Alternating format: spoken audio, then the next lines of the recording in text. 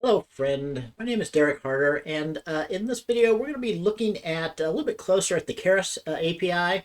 So this section is a little bit of an advertisement for Keras, but there are some important things. So in particular, for this video here that we're going to go over, we're going to look at the different ways that you can build models using the Keras API. So in particular, you should become familiar with the functional approach because that's what we'll actually be using for most of the rest of the examples in the class here. So with that, let's go ahead and get started. So, like I mentioned, this section is really kind of about the Keras API. I do agree with this. I think it is a very well designed library. So this principle of progressive disclosure of complexity. So that just basically means that simple use cases are very easy to do. So that makes it easy to get into Keras. But it does have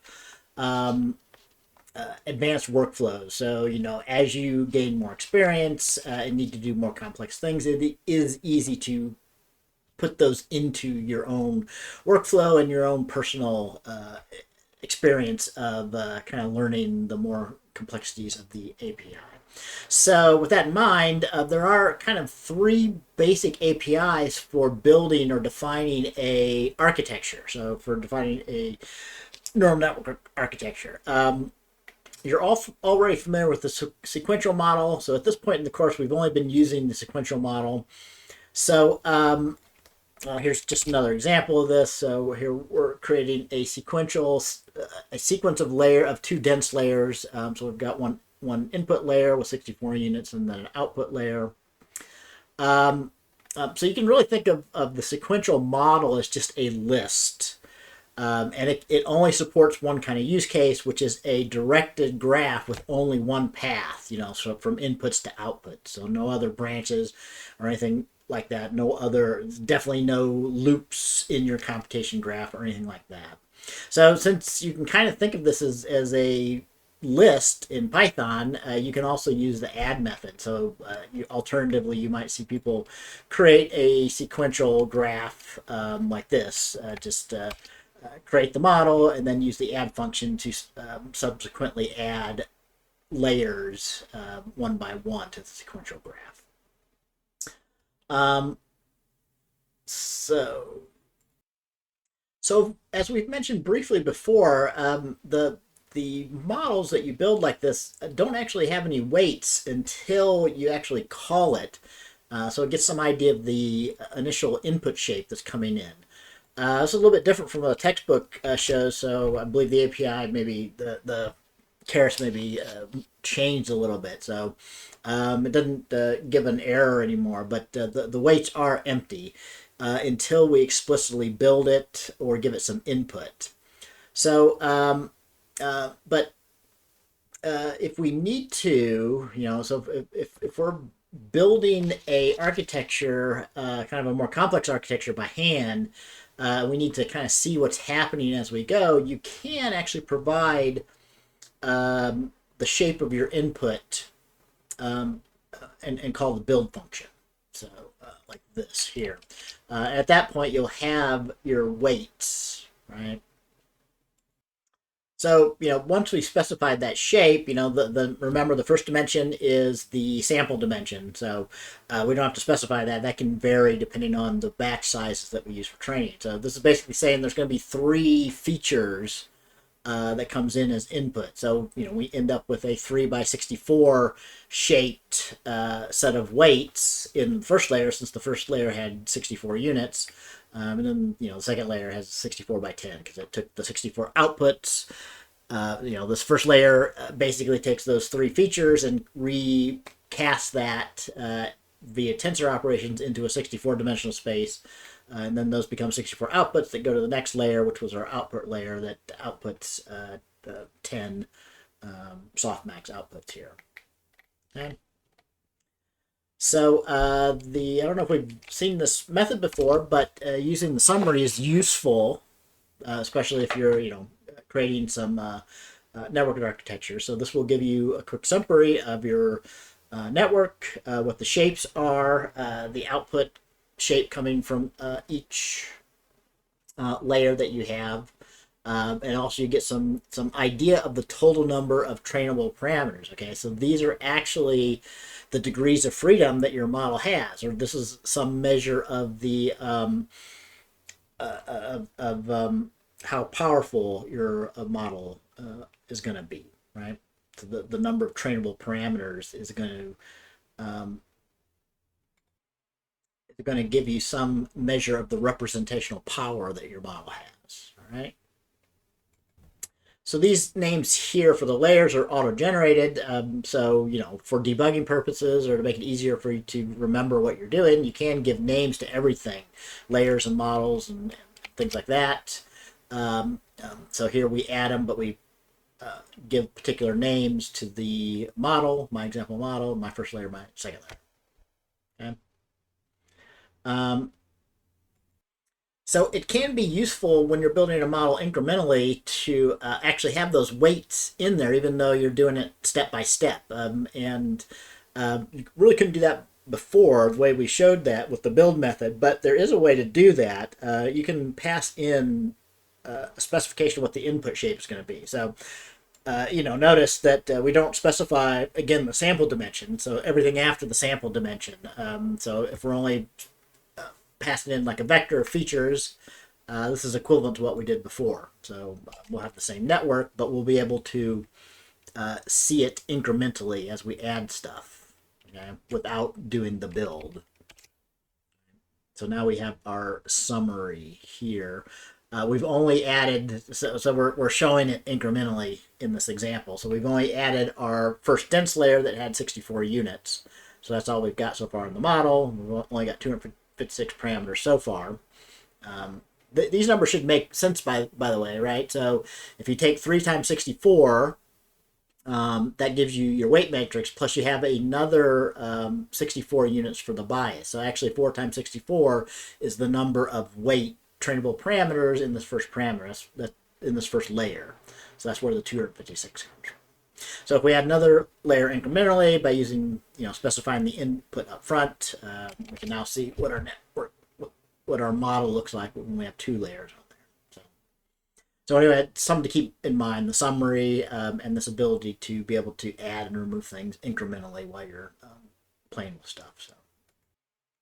Okay, with that, let's look at the functional API. At first glance at this, this looks more complex, and you might wonder why. What's happening here? Why do we need this? The short answer is that we'll need this for this class. So the short answer is that you can't build anything more complex than just a sequential graph with one path using the sequential model. So its applicability is extremely limited. So only beginning kinds of projects. So once you get into deep learning, you need the ability to have graphs that have branches, maybe loops in them, that kind of stuff, right? So for that, you need the capabilities of the functional API. Okay. But before we get into more complex graph architectures, let's recreate the previous graph using the functional API. All right. So here we show doing that. So any of those layers that we showed can be called, and you get the result. The result is a instance of an object, right? So this is all object-oriented design here that Keras is working with, right? So if we call that input object or input method, we get a new instance of our inputs, and then that itself, so we can create a dense layer, but notice what we're doing here, it's like we're calling a function, right? So that results in that a new dense layer instance is created, and these inputs gets called in as a functional API here when this layer is being created. Likewise, so this becomes our first dense layer, then we pass that in when we create the second dense layer that we're going to call outputs, or we're going to have an instance named outputs here. And then finally, our model, the only thing you have to tell for your model is what the input layer is, or actually the specification of the input size, and then what the final output layer is. And by the way, these, we'll see in a bit, you can have lists of these. So you can have more than one input coming in and more than one output coming out. So you can have fan in and fan out for these networks here. But this is equivalent, just using this functional API, to what we had before. So you should see that we have the same number of trainable parameters and layers and things previously. So stepping through those steps real quickly. So we started by creating one of these input instances. So that holds information about the shape and the data types of the input that's coming in. So, so you have some similar things that you would have with a NumPy array here that you can query for this kind of input layer.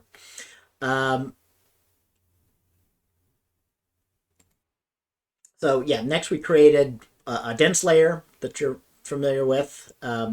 So, there's also other information. So all these will have some idea of the shape of the transformations that it's doing inside of the layer, and the data types that it's processing. Then finally, we had another dense layer and we had our model. So like before, we can have our model summary. So in our next example, to increase the complexity a little bit, we'll talk about exactly what I was mentioning before. So this is the kind of model that you'll be seeing in the next couple of units for this class here. So here, we want to have a model that has multiple inputs and multiple outputs. So imagine a ticketing system that, we've got different kinds of input.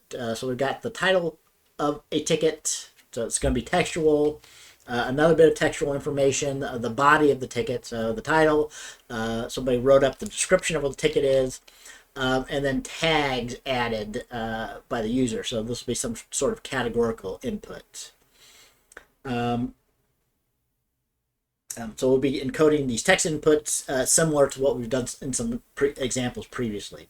So what we want to do is we want to have a kind of a binary priority score. So either 0 or 1. And we want to have some sort of, so this is kind of a binary classification. So I guess I could have imagined this also to have been a multi-class classification, but imagine that we're just doing critical and non-critical as our two levels for the ticket, and the department that should handle it. So somehow we want to try and automatically figure from this information which department that ticket should be routed to, or that's going to be taking care of it. So this is what the functional API was built for, to be able to specify graphs of this kind. Right? So here we're going to actually build 3 inputs, one for each of the ones that we talked about. So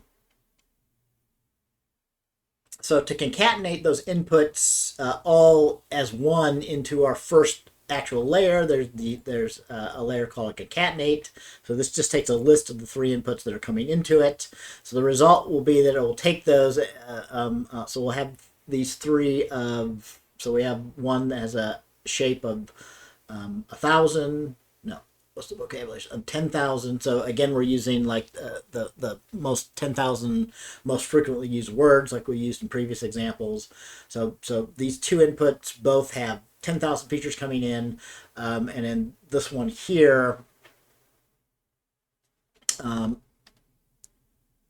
we will have some list of 100 different tag types that the user might add on there. So some categorical information.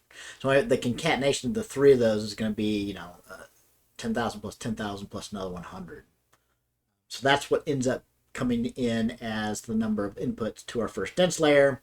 So we have a couple of dense layers.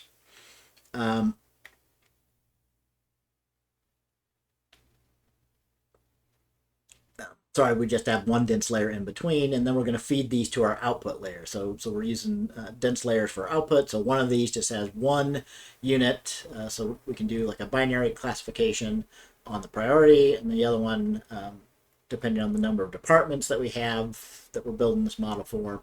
So we'll have just 4 units coming out here and a softmax to form those into a probability distribution. Okay? So if we look at the summary of this model, if we build this, we'll see a list of all of our layers. So we have the different input layers, title, text body, and tags. We have our one dense layer in between, and then we have our output layers.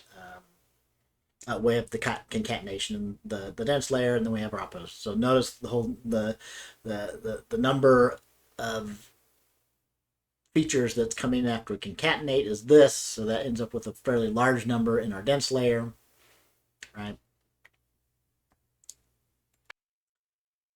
So in summary for that, the functional API is still Lego-like, so you can still fit these together just reusing components.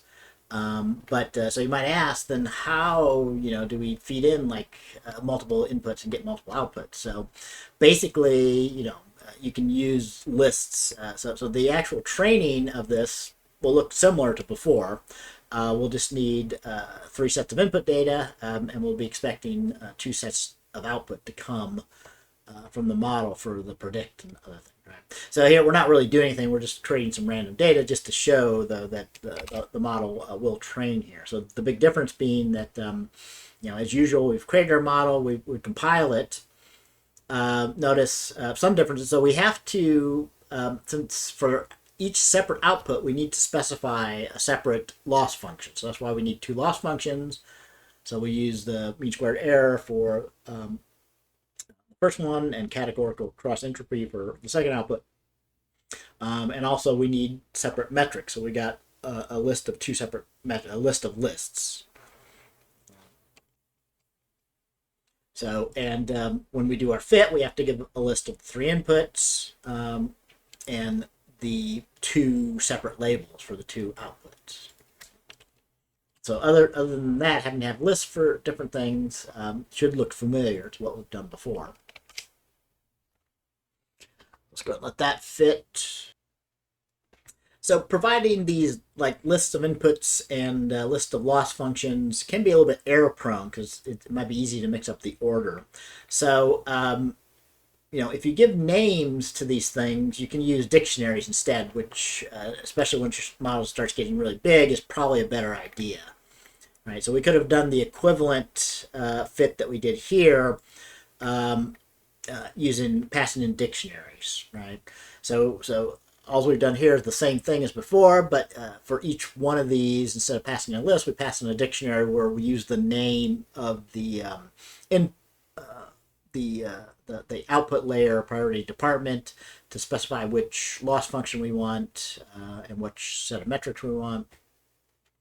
We pass in dictionaries giving the input, the names of the inputs and the names of the outputs and so on. Right? So it does the same thing as before. So a functional model like this is an explicit graph data structure. And it can be more complex than just a sequential graph like the sequential model supports. So this enables, for example, model visualization. So to get this plot model to work, you do have to have PyDot installed. I might not have installed that in your environment if you're using the environments for the class. So you might have to do a conda install for this of the PyDot if you're using conda, or maybe a pip install, or however you normally install Python packages in the environment that you're using. So if you do this, you can already see the result here. But in this case, for example, we're specifying that the result should go out to the figure subdirectory in our project here. So in this case, we would see, like, if I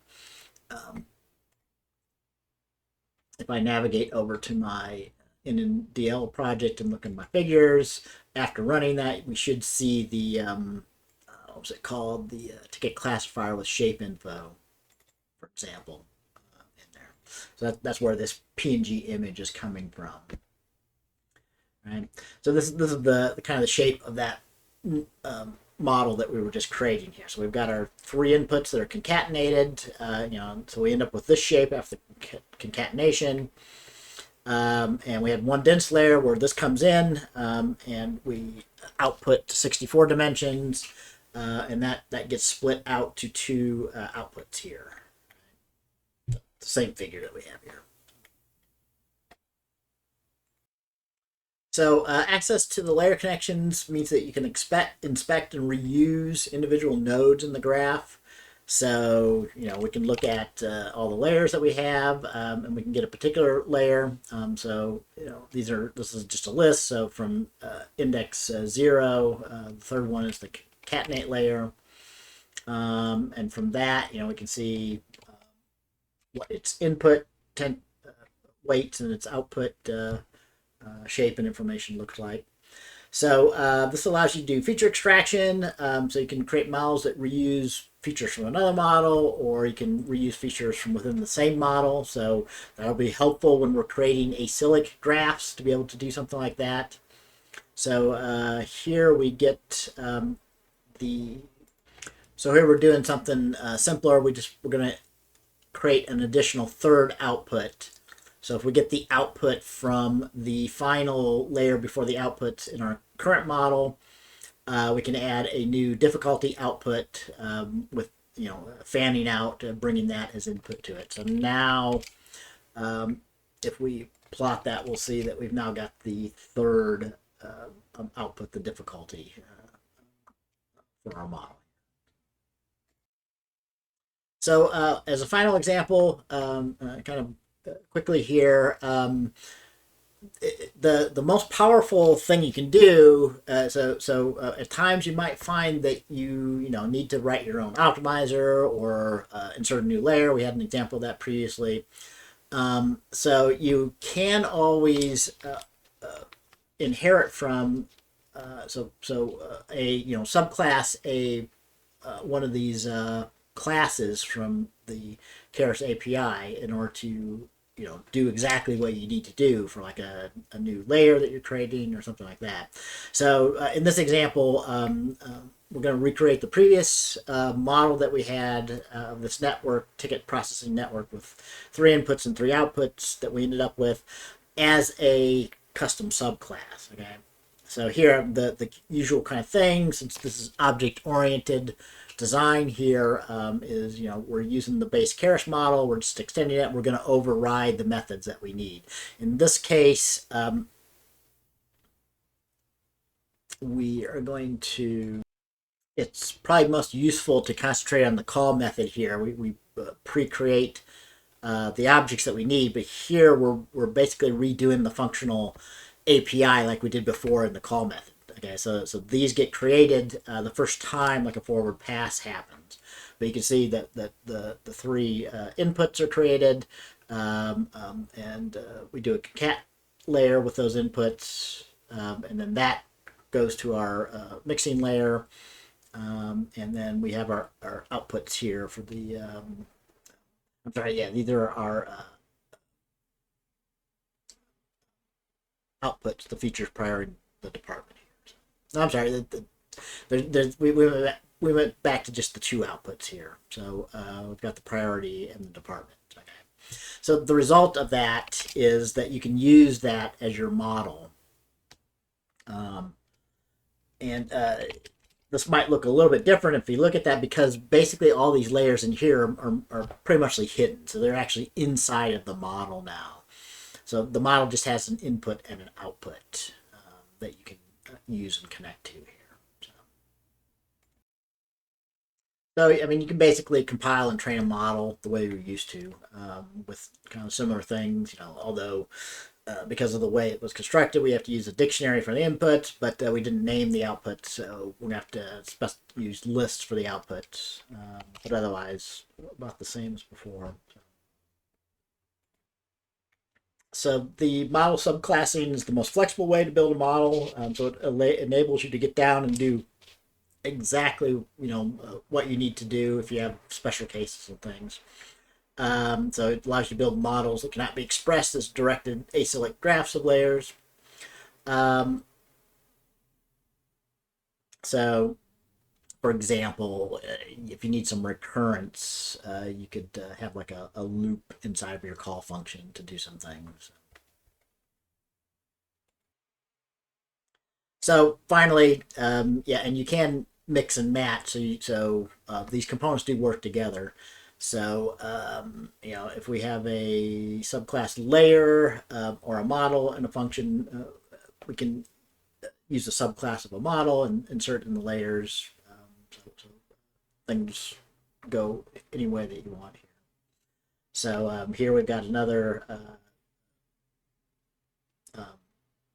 instance of a subclass of a model here that we call classifier that has like just a single layer. Basically, this is just setting up a single logistic regression layer here. And we can use that though um, um, inside of some other layers that we have here. So by setting up some initial things and feeding that into our classifier model, that will work seamlessly to do things. Um, okay, just to summarize, a couple of important things about that. So each way of building models in Keras has its pros and cons. Sequential model is there to kind of get you going so that you can, as a beginner, start using things right away, some simple basic sequential models. You'll be using, for the rest of this class, mostly stuff defined using that functional API, so you should kind of get familiar with it, how it works. So it gives kind of a good trade-off between ease of use and flexibility. So if you can, use the functional API model. If your model can be directed as an ASA graph of layers, it's recommended using that over doing subclassing. But if you need to, you can always reach down and subclass some things.